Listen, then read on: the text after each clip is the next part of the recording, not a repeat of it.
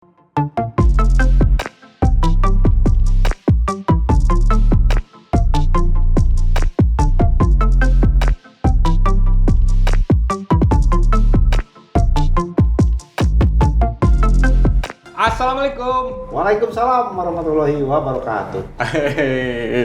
Ketemu lagi kita, Bang. Ketemu lagi di review MotoGP Jepang 2022.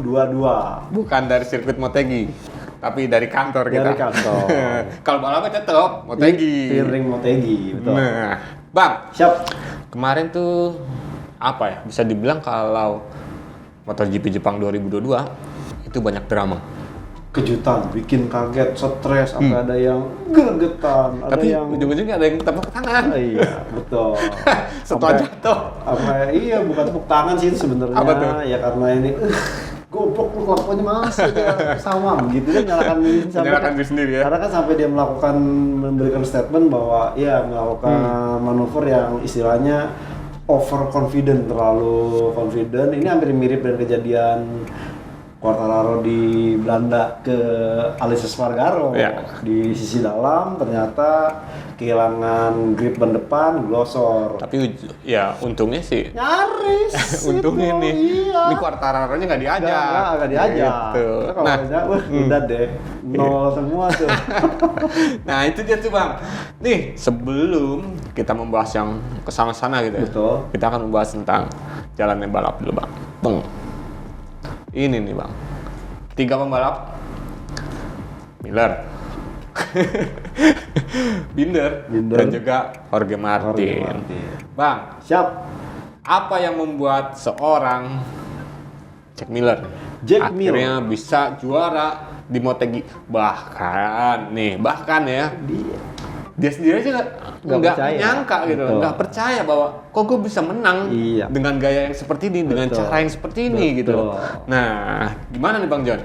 Pertama memang diuntungkan dengan kondisi cuaca yang tak menentu ya di Jepang ini. Terlepas awalnya memang problem logistik juga sehingga sesi praktisnya tuh agak dikurangin meskipun diperpanjang, cuman faktanya hanya pure kering itu di free practice pertama. Ya, di hari Jumat berarti, Hari Bang. Jumat, di Sabtunya kan tuh udah hujan terus Betul. tuh, agak-agak susah karena memang faktanya itu memang istilahnya tos-tosan karena di Sabtu itu harus menentukan kualifikasi yang mau nggak mau balapan di kondisi basah. Ya. Nah, hari Minggunya kan kering Ya. sejadi-jadinya. Jadi benar-benar kemarin tadi itu diungkapkan bahwa artinya si pembalap itu cuman ngejar istilahnya tos-tosan dulu. Semua settingan itu didapatkan di hari Minggu di sesi warm up practice. Semuanya yang bagaimana Jorge Martin kemudian kencang, kemudian Jack Miller dan yang lain-lain belum merasa pede. Terbukti kan pilihan itu sangat ajaib. Awalnya tuh Jack Miller, Francisco Bagnaia, bahkan Marc Marquez tuh hard. Kemudian setelah masuk ke starting grid perubahan terjadi. Ada yang dari hard ke soft, ada yang tetap, ada yang ganti, ada yang dari soft ke medium. Ini benar-benar bikin hektik. Akhirnya kemarin itu sebenarnya Jack Miller ini diuntungkan karena pembalap lain ya dia agak-agak sedikit gambling juga. Jadi pada fight kemarin itu dia dapat, akhirnya dia berhasil melakukan serangan lebih awal kepada Brad Binder sehingga dia berada di musuh depan. Nah di depannya kondisinya kan tidak terlalu terganggu atau di istilahnya nggak ada gangguan juga dari belakang. Ada di belakang dia berhasil bikin gap. Nah di belakangnya Jorge Martin pun kemudian coba untuk dia tidak bisa langsung menekan Marc Marquez karena dia memilih ban hard medium. Ya, sedangkan Marc Marquez hard soft. Hard soft ini pun sebenarnya Marc Marquez ini saya pikir dia bakal bisa melakukan start yang cukup bagus seperti di Aragon. Ya. Nah kembali ke Jack Miller juga jangan salah, Jack Miller ini kan orang yang setelah Motegi absen dua musim ini dan dia orang yang di Motegi ini sempat melakukan uji coba ride head device. Nah ride head device dulu itu masih istilahnya konvensional, Ya. jadi baru bisa dia diaktifkan. Nah sekarang udah seamless, jadi dia benar-benar tahu di mana posisi untuk bisa memanfaatkan semaksimal mungkin ride head device. Dan akhirnya ini bikin gap cukup jauh.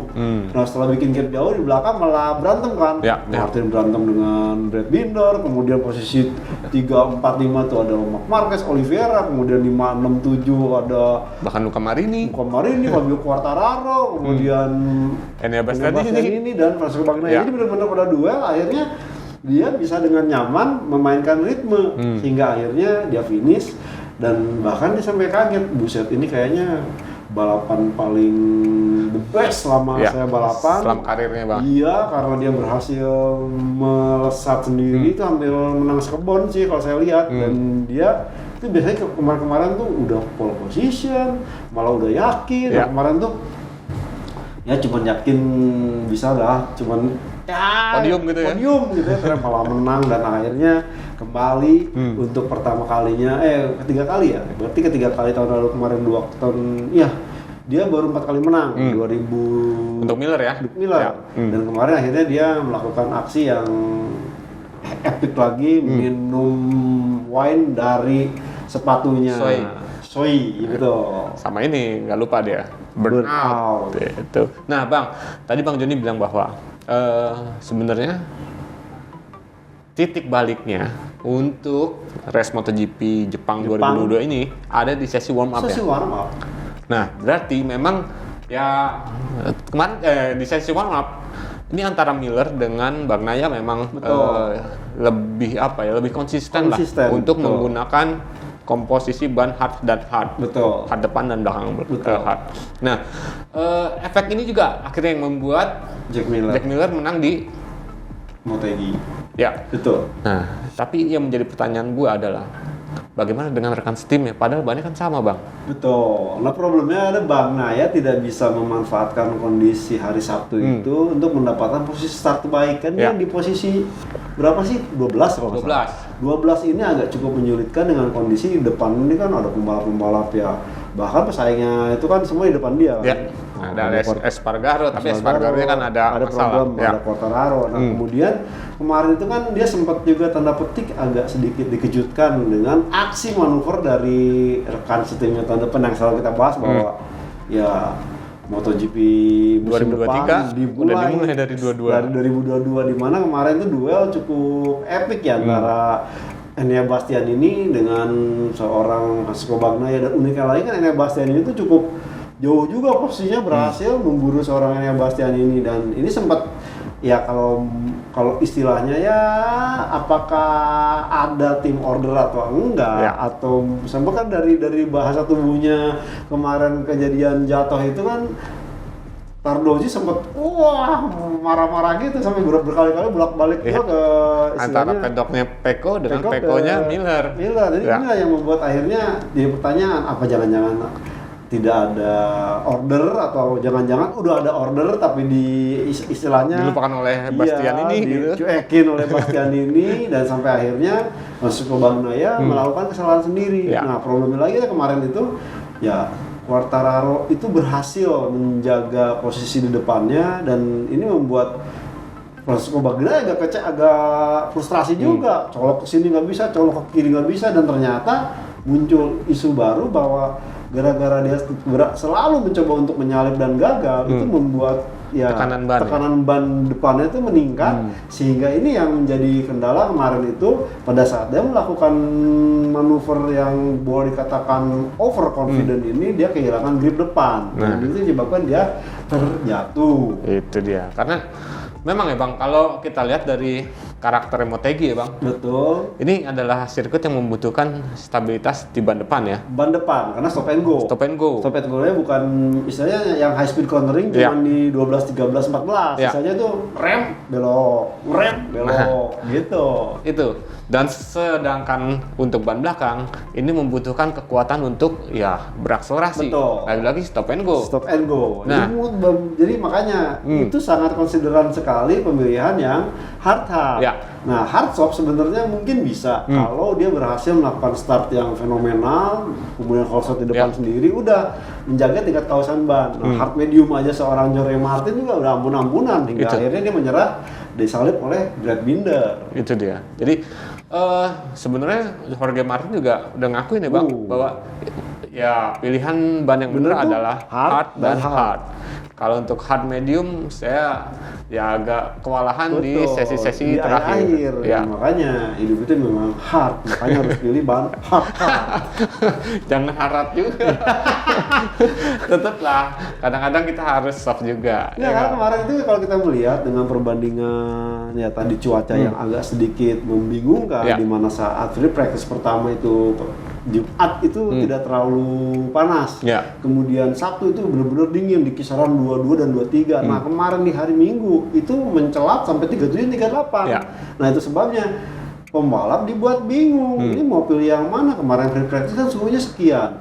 Kemudian pas hujan ini pasti ya nggak dihitung orang ban wet yang dipakai. Baru yang di hari Minggu ini akhirnya pilihan yang sangat menentukan, berbau-bau judi gitu.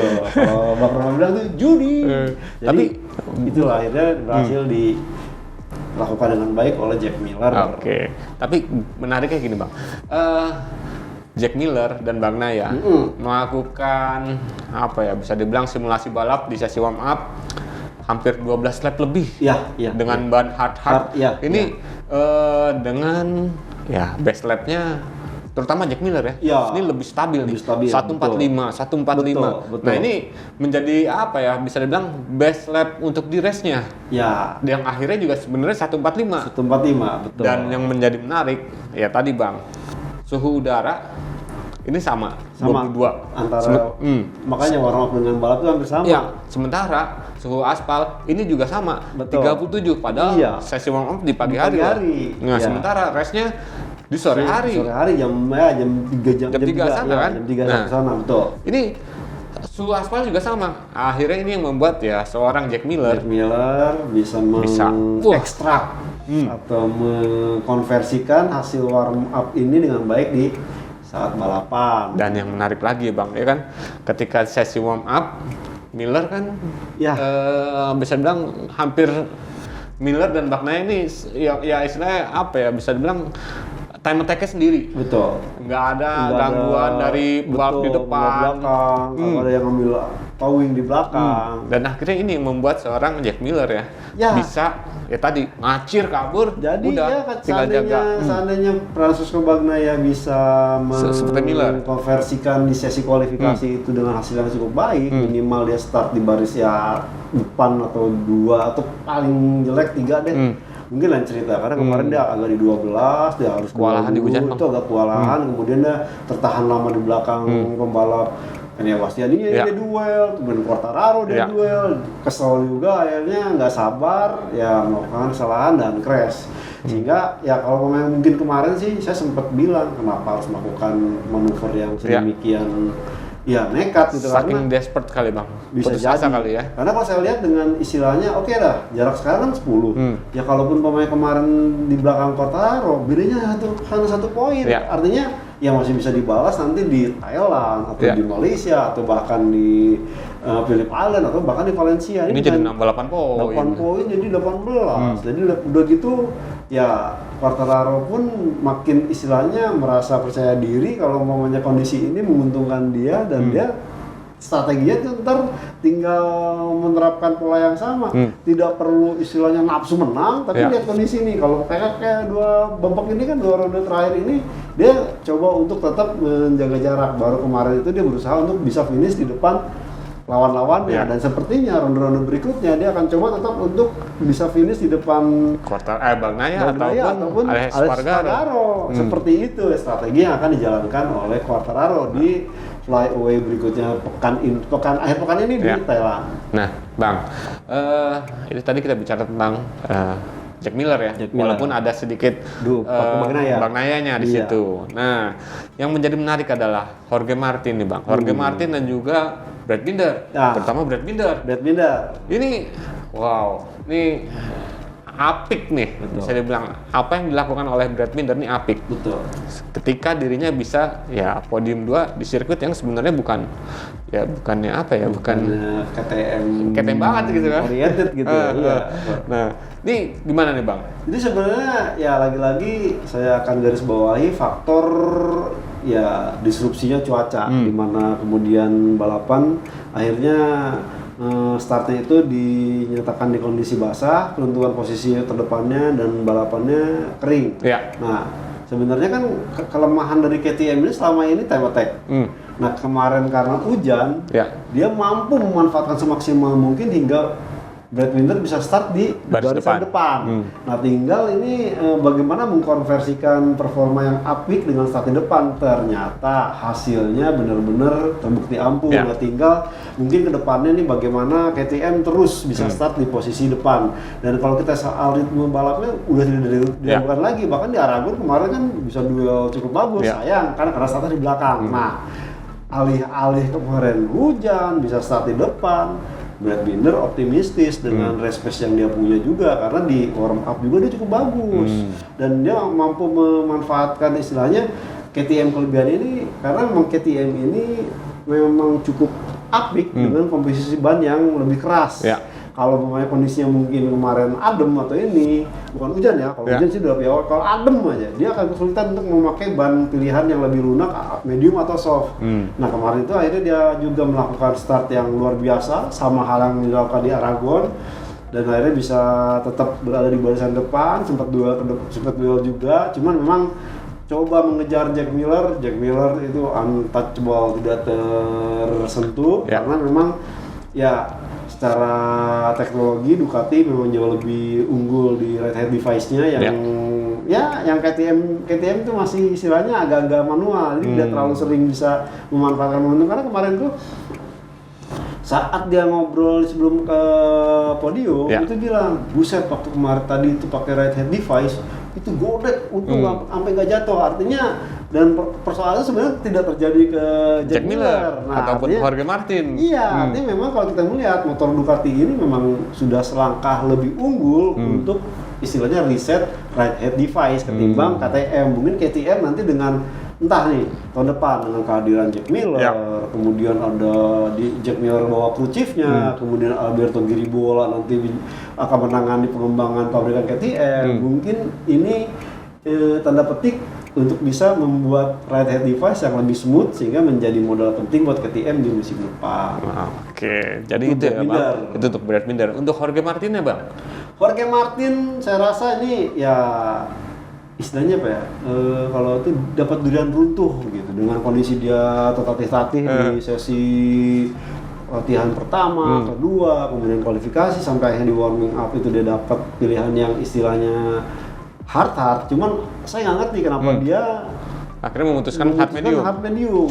Mungkin coba untuk bisa melesat cukup jauh, sayang tidak bisa mengkonversi strategi startnya, akhirnya dia harus ya terlibat duel dengan Jack Miller yang notabene sebenarnya kan membutuhkan ya konservasi ban yang lebih awal di paruh pertama balapan, tapi ini enggak, dia coba dia gas dan akhirnya gagal ya habis duluan bannya. Jadi borang, habis duluan. Dia sampai akhirnya kan beberapa kali harus menikung cukup luar gitu agar jangan sampai ya kehilangan traksi ban belakangnya. Tapi efeknya ya dengan ban Brad Binder yang lebih fresh, masih cukup punya banyak daya cengkram yang akhirnya bisa masuk ke lebih dalam titik apex dan berhasil disalip oleh Brad Binder. Nah, Bang. Nah, ini dia nih. Kok ada muncul itu. Akhirnya Marc Marquez bisa menjawab bahwa gue finish ke 4 dan gue bisa menyelesaikan balap sepenuhnya Bang, tanpa harus masuk ke pit di ya misalnya pertengahan atau di sepertiga lomba. Karena sempat ditanya di saat Aragon, ini bener-bener mau flyaway ikut dia ikut, tapi kalau mamanya masalahnya merasa kesakitan atau apa dia akan minta berhenti, itu nggak apa-apa. Cuman ternyata ya Marc Marquez itu memang apa ya mental juaranya tuh gede banget, tidak pernah pantang menyerah dan bahkan jangan kita nih yang istilahnya cuma fans doang larang-larang jangan Marc Marquez udah tunggu semuanya, nggak peduli. Bapaknya yang bilang tuh hari Jumat itu hujan, hari Sabtu itu hujan, dia bilang hati-hati ya balapnya hujan nih. Dia nggak didengar, apalagi kita itu bapaknya langsung yang istilahnya yang mengantarkan dia balapan dari kecil sampai membuat dia juara dunia. ya untuk soal balapan kagak didengar apalagi kita, dan tapi dia buktikan bahwa ya kemarin itu memang benar dia bilang bahwa tantangannya adalah ingin mengetahui sejauh mana kemampuan otot tulang kanannya ini bekerja, karena kalau kita melihat secara tulang dia udah klaim bahwa udah nyambung sembuh, cuma problemnya adalah di otot yang coba untuk mesti ini lagi. Nah, triggernya adalah coba untuk tampil di balapan-balapan kali ini. Cuma kemarin itu sebenarnya jadi pertanyaan juga pada saat awal keluar dari pit cycling lab, dia itu menggunakan hard. Terus kemudian pas starting gate berubah menjadi hard soft. Saya pikir mungkin dia akan coba untuk strategi seperti di Aragon, start yang langsung melesat, ngacir di whole shot pertama. Dia akan coba untuk reserve ban, atau ternyata dia malah kegas oleh Binder. Akhirnya dia tertahan di belakang dan itu agak kesulitan, karena memang kalau dengan kondisi Marc Marquez yang masih istilahnya belum penuh sepulihnya, dia agak-agak takutnya kalau mamanya kita tekan bannya cepat habis karena pakai shock. Makanya kemarin itu dia coba tahan untuk bisa melewati separuh lomba, sehingga pada saat pembalap-pembalap yang mulai kehilangan tingkat keausan bannya, dia masih punya grip, dan itu dibuktikan. Dia bisa membalap Miguel Oliveira yang dilawan balik sama Oliveira, katanya wah pasti dia belum ini masih ini dibalas lagi sampai padahal Oliveira pakai ban hard soft loh bang. Betul. Tapi dihajar juga sama Marquez yang pakai hard soft. Karena memang problem yang kita ketahui untuk motor KTM itu sebenarnya emang di tikungan habis 90 derajat curve tuh, yang di tikungan 11 itu kan 12, 13, 14 tuh flowing dan itu high speed cornering. Ini memang masih menjadi kelemahan buat dari KTM. Di situ dibahasnya oleh Marc Marquez, sehingga akhirnya Oliveira harus puas finish di urutan ke-5. Oke. Tapi itulah hebatnya Master Motegi. Habis balap, selesai balap, senyum. Ini yang gue suka nih. Accomplished gitu. Dan bukan karena ya wajar, 171 hari ya. Apanya nih? 1071 hari. Yang pole position. Iya, 1000. Udah 2019 itu terakhir tuh. Dia bisa pole position. Kemudian dia tangi sama presiden HRC yang baru, dan dia sampai dibilangin ya mereka sudah mendengarkan apa yang diinginkan. Ya kita lihat nih bagaimana perkembangannya. Mungkin ini menjadi istilahnya nih sebagai bukti kalau namanya performa gua tuh bener-bener membutuhkan motor juara. Nih sekarang dibuktikan pakai motor yang begini aja masih bisa posisi 4. Oh, dan jangan salah, kemarin tuh Marc Marquez pakai swing arm yang aluminium, bukan yang karbon. Ini yang memang kayaknya yang bakal dicoba untuk kembangkan, karena ya untuk bisa merasakan artinya dengan swing arm aluminium ini alasannya bisa lebih mengetahui di mana kelemahan dan kekurangannya terhadap traksi ban belakang dibandingkan dengan karbon yang memang agak sulit diraba. Itu sebabnya lebih rigid ya untuk karbon ya. Betul. Dan ya ini juga ya hal yang tidak disukai dulu oleh Valentino Rossi. Agak nggak suka karbon karena nggak bisa nggak fleksibel ya. Nggak fleksibel dan dia tidak bisa merasakan langsung apa nih masalahnya. Nah, kalau pakai aluminium itu bisa tahu masalahnya begini begini, atau lebih detail. Nah, sepertinya Marc Marquez coba mungkin tahun depan sebagai AC23V mungkin lebih ke kondisi yang aluminium, kecuali mungkin kondisi basah baru dia akan prefer menggunakan yang karbon. Nah tapi yang tadi bang yang gue bilang bahwa wah gue seneng nih kalau udah kayak begini nih, karena kenapa? Kita tahu nih Marquez ya kan dia sendiri ngomong yang tahu limit tubuh lu ya gue sendiri, lu sendiri gitu kan. Iya, Marquez sendiri bukan gue, Marquez sendiri. Nah berarti dengan dia berusaha ya bisa finish di posisi keempat, nggak terlalu jauh. Betul. Dengan Jack Miller yang ada di depannya posisi pertama ya kan. Nah nextnya di Thailand. Thailand ini bikin pusing yang lagi rebutan juara dunia. Itu dia. Thailand dia. Wah, ini salah satu sirkuit favorit dia juga kan. 2019 kan dia menang. Juara dunia di situ kan. Betul. Nah, jadi udah bisa agak sedikit kebayang bagi gue nih. Ya. Bagaimana jalannya nanti di MotoGP Thailand nih. Ini kayaknya apa yang diharapkan Quartararo terkabul ya. Kacau nih, bisa ya. Akhirnya bisa mengacak-acak apa ya poin nih. Jadi makin seru nih. Ujung-ujungnya kan nanti nih kayak wah di Valencia aja nih gitu kan. Siapa juara dunianya gitu kan. Siapa tahu hajar Marc Marquez deh sekarang keempat, besok di Thailand juara, Bang. Juara udah tahu gitu. Oh begini nih dapatnya, begini dan ya harapannya sih katanya Thailand jauh lebih cuacanya lebih stabil di Jepang kemarin. Dan karakternya hampir sama dengan Motegi. Betul. Banyak stop and go. Betul. Dan juga ada beberapa sektor yang flowing. Nah, ini jadi seru nih. Gitu. Tapi itulah nanti yang untuk Thailand kita bahas lagi sendiri, Bang. Bahas lagi kita lihat nih. Ini nih. Kita akan bicara tentang si penguasa klasemen MotoGP 2022 Fabio Quartararo. Nah, Bang, apa yang membuat seorang Fabio Quartararo tampak sangat kesulitan? Iya. Ya sampai akhirnya ya dia puas di posisi finish ke-8. Jadi sebenarnya nggak puas sih ya. Dia nggak puas. Tapi ya kalau momennya bisa finish 8 ya udah. Sebenarnya sih gara-gara pasrah dong ya. Ya karena dia mengatakan itu ya karena rival terdekatnya kan 0 poin. Peko nggak finish. Alex Espargaro 16. 16 karena Peko-nya jatuh. Iya. Salah mulu, orang kemarin ada 17. Oh ya Peko-nya jatuh jadi dia ke 16. Nah ini problemnya adalah sebenarnya dia bilang bahwa pilihan bannya itu bukan hard medium. Karena dia hard medium, mestinya hard. Pilihannya dia harusnya. Mestinya. Karena memang awalnya dia depan udah pede, hard. Cuman yang susah itu belakangnya antara pilih hard dan medium. Dan dia tidak pernah mencoba hard di sesi-sesi kemarin. Baik itu di hari Jumat. Hari Jumat maupun di hari warm up. Lebih banyak hard medium hard medium sama hard soft sih. Hard soft apalagi buat di apa ya time attack kan di hari Jumat terakhir kan.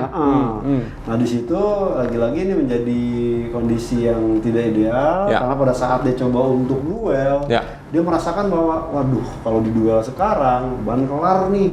Makanya dia ikutin dan sempat itu dia berhasil menjaga tingkat keausan ban. Ketahan di belakang Maverick Viñales. Susah banget. Jadi pada saat di tikungan, jadi unik nih, giliran dia di sektor 2 dan 3 bisa mendekati Maverick Viñales, di 4 dan 1 karena banyak straightnya ditinggalin dan ini problem juga menjadi kemudian ya membuat ban depan Quartararo ini agak sedikit meningkat tekanan bannya sehingga dia sadar wah nggak bisa deket-deket nih, makanya dia agak buang jauh untuk menjaga tingkat tekanan bannya dan grip ban depannya hingga akhirnya posisinya di uber oleh Pecco Bagnaia. Ternyata ya seperti tadi kita bahas kemampuan seorang Fabio Quartararo dalam pengereman yang cukup dekat itu luar biasa. Biasa di luar. Ini dua-duanya nih emang jagoan late braking nih, Quartararo dan Pecco Bagnaia. Yang bahas ini mengakui bahwa sialan susah juga nih untuk dapetin Pecco Bagnaia karena ngeremnya deket banget. Jadi dia coba kalau mamanya dia berhasil mengejar Pecco, dia pikir dia akan bisa dengan mudah menyalip Fabio Quartararo. Ternyata nggak usah susah. Tikungan 3 Pecco Bagnaia kehilangan ban depan, low side dan dia finish di belakang Fabio Quartararo. Itu dia. Jadi ternyata karena itu Bang ya. Itu. Dia salah pilih ban, kemudian ketahan lama di belakang Maverick Viñales. Karena kalau dia pikir dengan cepat-cepat bisa nyalip Maverick Viñales, dia akan bisa dapat free air. Jadi bannya tidak terlalu ini, mungkin bisa lebih dekat ke pembalap di depannya lagi ke ya agak susah sih kalau ngejar Marini. Ya paling aman di belakang Marini aja udah. Iya. Tapi keren juga loh kalau tadi lu bilang Luca Marini. Ini Luca Marini tiba-tiba justru lebih bagus apa ya? Lebih bagus daripada ya rekan timnya di VR46 Riders Ibu Bagnaia. Betul. Karena Marini dari belakang bisa ke depan. Sementara Bagnaia justru ketahan gitu. Motornya sama-sama dua-dua ya. Motornya sama dua-dua. Makanya berarti memang secara teknik setting untuk race pace ini memang kemarin ini punya kelebihan sendiri. Sayang memang mesti dibenahi tiap attack-nya. Kayak abangnya sih. Sunday Rider bagus di balapan hari Minggu gitu. Aduh. Nah, Bang. Untuk Enea Bastianini nih, Bang. Ini kenapa nih? Enea Bastianini karena menggunakan hard soft. Karena sebenarnya Bang, ketika ini anggapan ya, ya secara logika lah ya. Betul. Ketika Enea Bastianini pakai hard soft, dia harusnya bisa mental ke depan dong. Betul. Ya kan, Luca Marini aja bisa dari belakang ke depan gitu kan. Betul. Nah, tapi ketika sudah di depan, kenapa nih? Tiba-tiba akhirnya ya udah. Jadi memang pada saat bukan mundur sebenarnya, karena memang di kondisinya bahwa ya kondisinya kan stop and go. Stop and go ini setidaknya memang menjadi kelebihan GP22. Ya. Sementara 21 kan sebenarnya cukup bagus di high speed cornering. Ya. Nah, high speed cornering baru cuman ada di tikungan 12, 13, 14. Semuanya kenceng ngerem dan beberapa kali ini yang agak sedikit membuat Enea Bastianini kesulitan kan. Sempat berhasil ngegas Pecco Bagnaia, depannya terlalu banyak, kesulitan. Quartararo pun agak sulit dideketin kan. Akhirnya dibalas oleh Pecco Bagnaia. Ini mau nggak mau menguras istilahnya konservasi ban belakangnya karena soft. Itu sebabnya dia coba tahan lagi. Dia udah berniat akan melakukan serangan di lap-lap terakhir. Ternyata tidak kesampaian karena dia melihat Pecco Bagnaia crash, akhirnya ya sudah dia jaga posisi yang ada, ketimbang harus istilahnya mengambil resiko, ban belakangnya habis dan malah dia tidak bisa menyelesaikan balapan. Oke, jadi ternyata begitu ya untuk Enea Bastianini. Wah, ini seru nih sebenarnya tiga balap ini benar-benar aduh. Ini yang tepuk tangan ya Bang. Bukan tepuk tangan untuk dirinya sendiri karena bahwa itu bagus. Ini karena kesalahan lu dan akhirnya juga dia mengakui bahwa ini kesalahan dia dan juga ya minta maaf kepada seluruh tim. Iya, karena memang tapi ya itu tadi ya meskipun saya pikir dengan dia jatuh tuh Quartararo bakal ninggalin 20 poin gitu. Ternyata masih 18 poin. 18 poinnya masih cukup terjangkau lah karena masih ada 4 balapan tersisa nih. Seandainya mungkin Pecco Bagnaia bisa memanfaatkan semaksimal mungkin, ya bisa diselesaikan nanti tulisannya di Valencia. Tapi ya dengan sisa poin ya 18-25 dengan Aleix. Oh iya Aleix. Itu ngebanting motor. Ini nih. Bukan ngebanting, dia pengen buru-buru. Nah yang mau nangkep belum sigap. Betul. Tapi udah dilepas dulu. Nah Bang, nih Aleix. Ya kita tahu lah bahwa apa ya bisa dibilang Motegi ini ya karakter stop and go itu membutuhkan konsumsi BBM yang lebih lebih baik lah, lebih ekonomik. Baik sebab kan banyak kasus kejadian gas ngerem ini ada kejadian Alcrutchloh pernah DNF gara-gara bahan bakarnya habis. Itu. Nah ini menjadi satu konsideran dengan kondisi pembatasan tangki hanya 22 liter. Nah itu harus ada istilahnya strategi untuk ya hemat bahan bakar, fuel saving atau ada mapping 2 gitu. Nah ternyata nih motornya Aleix udah disetting di saat mau balapan, dia kagak bisa ngacir, jadi mentok di 100 km per jam di RPM di bawah yang seharusnya 17.000 RPM. Ya kesel dia coba untuk ubah tidak berhasil, akhirnya balik ke pit. Nah di pit ternyata ada lagi masalah bahwa settingan motor itu belum diganti pakai hard soft. Nah mungkin kalau hard atau hard medium ya masih ada feeling lah. Si Aleix Espargaro ini hard soft itu benar-benar istilahnya ya buat time attack. Kalau main dengan gaya Aleix Espargaro yang benar-benar Spartan begitu ya susah. Tapi memang Aleix sendiri ngomong ya lu kalau start dari pit apa sih yang mau harapin gitu kan? Ya seenggaknya untuk mendapatkan poinnya udah cukup, cuman memang tapi sayang ada banyak kendala, yaitu kendalanya dia udah terlalu jauh, kemudian hard soft, dia mesti istilahnya ya adaptasi dulu, begini mengubah gaya baru beberapa lap dapet dan ya mentok di 17, cuman karena Pecco jatuh crash jadi ke 16, tetap belum ada poin. Nah Bang, siap. Itulah sedikit membahas tentang ini motornya yang Suzuki terbakar. Itu gue pikir hampir loh wah, red nih. Karena kan siapa tahu dengan terbakarnya motor ini ada apa ya, percikan-percikan oli. Tapi emang nggak pecah sih si mesinnya. Karternya ya? Nah, karternya nggak pecah. Jadi setelah diperiksa itu cuma keluar api doang, karena mungkin kayaknya ada sisa bensin. Ya. Ada mungkin kena percikan api, terbakar. Tapi kalau memang dia terus memaksakan, tidak menutup kemungkinan ada yang pecah. Ini kemarin ya tidak ada yang pecah. Makanya langsung minggir. Ya. Makanya gue pikir, wah ini red flag nih. Ya, karena takutnya oli gitu kan, motor, apalagi Jack Miller nih lagi di depan gitu kan, tiba-tiba diulang lagi gitu kan, aduh, ternyata enggak. Nah bang, nih kalau ya dilihat dari jalannya MotoGP Jepang nih, man of the match lah. Kalau bola kan ada man of the match kan. Iya. Nah kalau untuk di MotoGP Jepang ini, man of the match-nya siapa kalau menurut tuh? Lu boleh pilih 2. Saya Jack Miller. Jack Miller. Sama Jack Miller sama Marc Marquez. Sama aja lo pilihan sama gua. Iya. Sama, itu pilihan terbaik. Makanya kalau kemarin Marc Marquez gak ganti ban belakang, ya, hard soft ya. Saya yakin dia bisa istilahnya gitu. Ya jurusnya tuh macam-macam, lo kiri kanan apa itu. Gitu. Ini pakai hard soft jadi langsung udah deh. Kalau gua ngeliatnya apa yang dilakuin Jack Miller ini apa ya, hal yang fantastis. Karena dia cepat adaptasi, betul. Dari ya kondisi cuaca yang nggak menentu, Jumat panas, iya. Hari Sabtunya, ya tahu sendiri badai apa, Namadol. Oh, Nah itu hadir, ya kan, efeknya. Untungnya dia masih bisa memanfaatkan sesi kualifikasi untuk di front row. Jadi Viva Miller.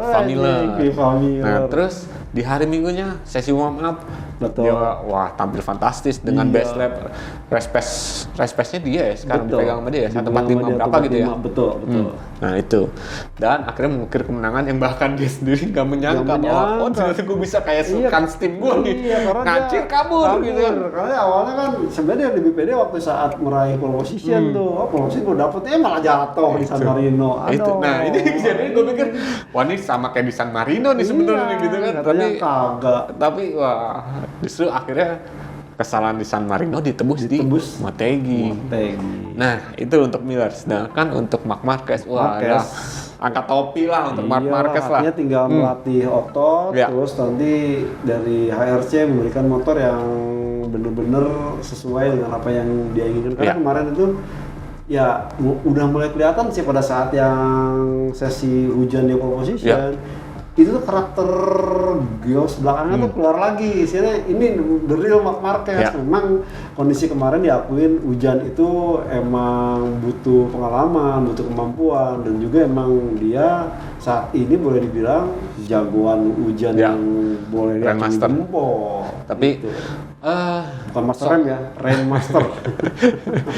Tapi bang, bisa dibilang hujan juga membawa berkah untuk Marquez. Iya. Karena di posisi kering saat itu ya seperti kita lihat di sesi warm up ya nggak terlalu menonjol ya. Betul. Dan untuk di sesi hari Jumat juga ada kalah waktunya kan, sempat dia coba ya baru bisa masuk kan ke posisi itu pada saat time attack akhir-akhir. Ya. Nah, tapi semua itu akhirnya ditepis oleh Marc Marquez dan dibuktikan di balap. Akhirnya Marquez bisa finish.